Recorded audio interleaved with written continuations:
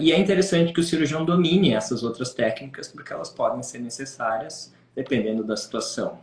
A outra coisa importante que a gente fez, né, contigo também, é conversar sobre as tecnologias, certo? Porque a gente sempre vê um grande investimento de tecnologias em cirurgias estéticas, certo? Todos os anos a gente tem muitas novidades em cirurgia estética. Mas por que a gente não aplica essas tecnologias, né, ou algumas outras tecnologias específicas para a cirurgia reconstrutiva? Ah, porque é caro, ah, porque é difícil, ah, porque o convênio não cobre. Gente, todas essas coisas são verdade, né? Mas assim, se a gente está lidando com uma situação que é extremamente difícil de tratar, né? Que tem a questão oncológica, que tem uma cirurgia, né, que é mais agressiva, uma retirada de mama, às vezes uma intervenção na axila, aí sim é que a gente vai precisar fazer uso do que tem de melhor em tecnologia para ajudar nessa reparação. Então, não é porque o convênio não cobre que a pessoa não pode usar. Não é porque é difícil alguma coisa que a gente não pode propor, examinar, tentar usar. Por quê? Porque se o cirurgião tem conhecimento disso e consegue ser um intermediário, né, entre a paciente e a tecnologia, ou seja, ele vai indicar da melhor forma, de maneira correta, de maneira ética, se ele vai fazer esse meio de campo entre a paciente, que não tem um conhecimento técnico, nem a gente espera que tenha, e a tecnologia, o que tem de melhor, a gente acaba trazendo muitos benefícios, certo? Por quê? Porque a gente consegue trazer algumas coisas que realmente são avanços muito grandes e que por muito tempo ficaram apenas sendo utilizadas na cirurgia estética. Então, isso é uma coisa que mudou muito atualmente. Falar abertamente das tecnologias, dizer que existe, como é que a gente pode usar, como é que a gente pode ter, às vezes, o apoio do plano de saúde para usar alguma coisa, é muito importante para a gente, para ajudar na recuperação dessas pacientes, certo? E é importante a gente conversar isso desde o início, né? Porque a gente pode fazer opções de não usar, mas assim, não saber que isso existe, eu acho que não é bom, né? A gente tem que expor essas coisas para a paciente e tomar uma decisão em conjunto para saber o que realmente, como é que a gente vai estruturar esse tratamento.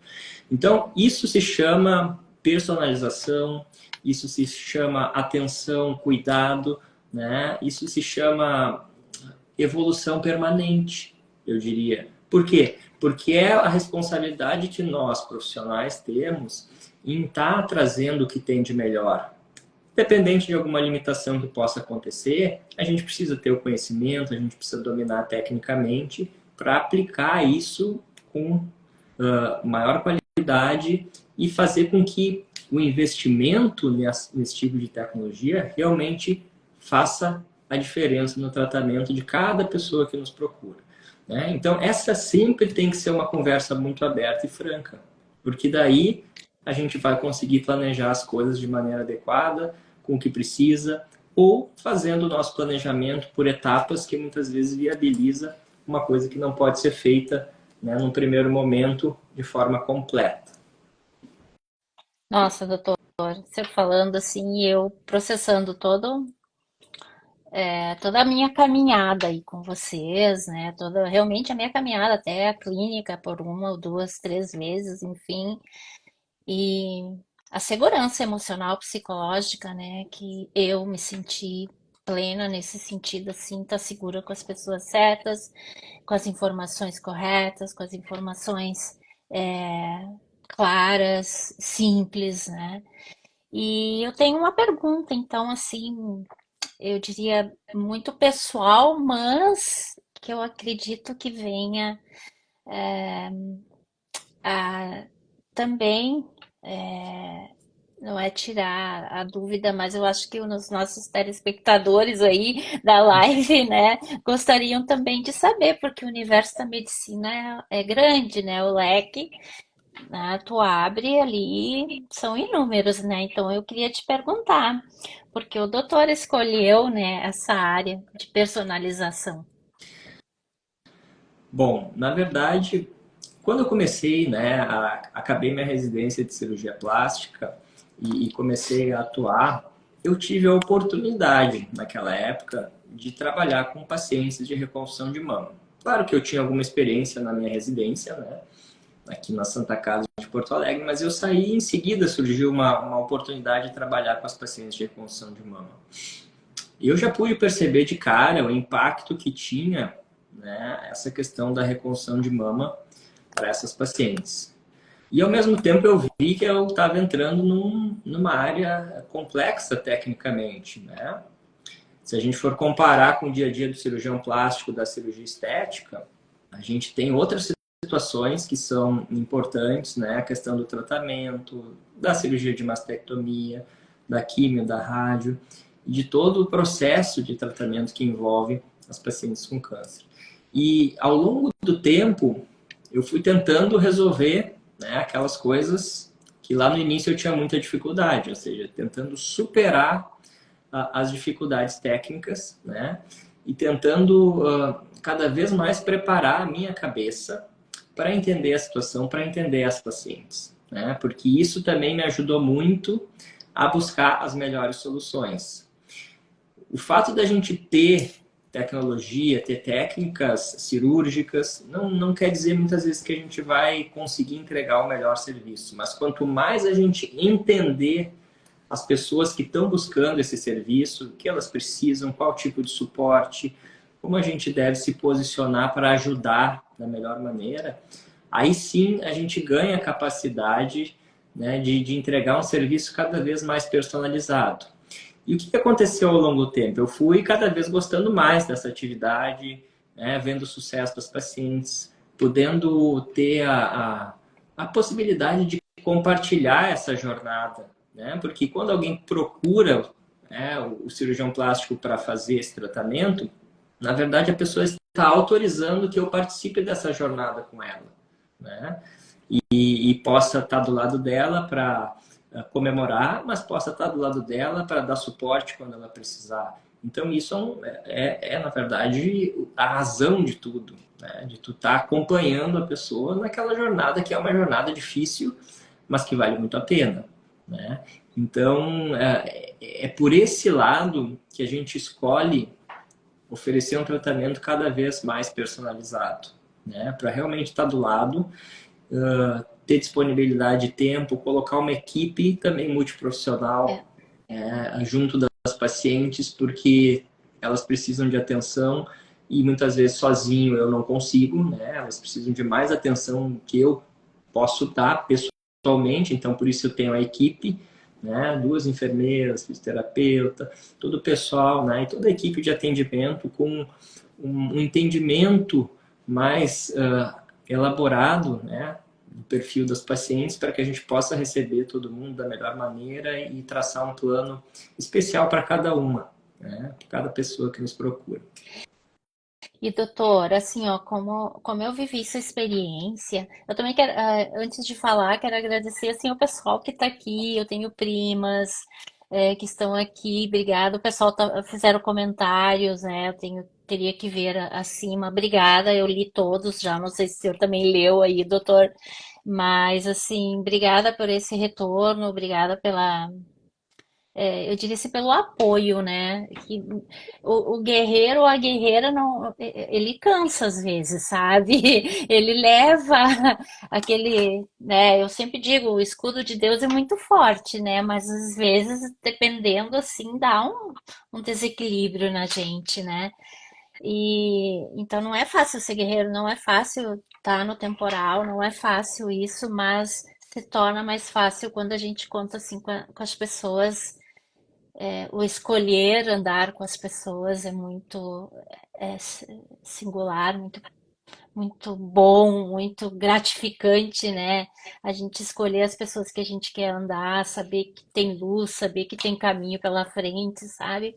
Então, quero agradecer aqui o pessoal, tá mandando mensagem, então, um monte de coração aqui para nós também, doutor. Divido os corações contigo aqui. Obrigado, muito E obrigado. eu gostaria assim que, porque no decorrer, né, das lives, porque é uma série, né, eu criei tipo uma série Netflix, e isso net voltado para as mamas, né? Net mama. Esse um ponto rosa fora da curva, né? Na verdade, é o que aconteceu comigo, a doença que foi descoberta em mim, não é um câncer, são dois. O estágio, o fato de eu ter feito mamografia aqui num excelente hospital, acho que com as melhores tecnologias, não ter aparecido nada, né? Faltou um outro exame complementar, mas pela transparência das mamografia, né, era tudo 100% garantido que ali nada constava em desabou a minha saúde, né? Mas assim, ó, o que eu acabei descobrindo aí, o que envolve a equipe, e no futuro eu vou trazer aqui, pessoal, profissionais que estão na equipe do doutor. Há um exemplo, né?